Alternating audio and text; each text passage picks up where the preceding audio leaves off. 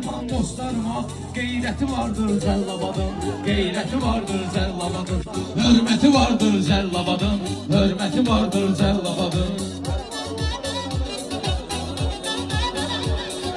Gərək deyək anardan, bu cür deyək şuardan, deyim daşqın İran bazardan, şöhrəti vardır Cəllabadın, şöhrəti vardır Cəllabadın, şöhrəti vardır Cəllabadın.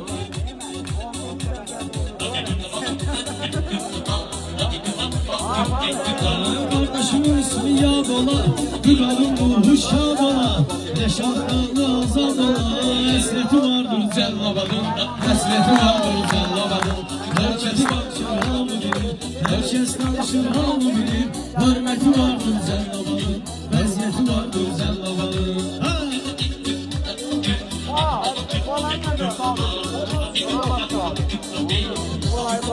Bizdə nədənlər gölçün, alqışlar üçün, meydan üçün, Allah sevəndi şeytan üçün.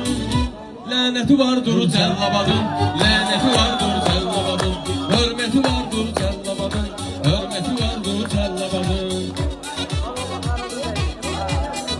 Var sözümün ucqarlığı da, var bu mənə oxşarlığı da, bu Cəllabaddır varlığı da, dövləti vardır Cəllabadın, dövləti vardır Cəllabadın, hörməti vardır Cəllabadın, hörməti vardır Cəllabadın.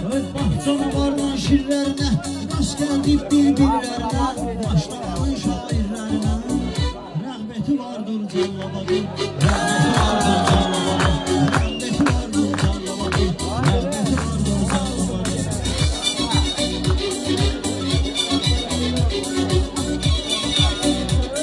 Ömrünün ən gözəl çağında da, olub Qarabağ torpağında da, Şuşanın ən ucqar dağında da, xidməti vardır Cəllabadın, xidməti vardır Cəllabadın, hörməti vardır Cəllabadın, hörməti vardır Cəllabadın.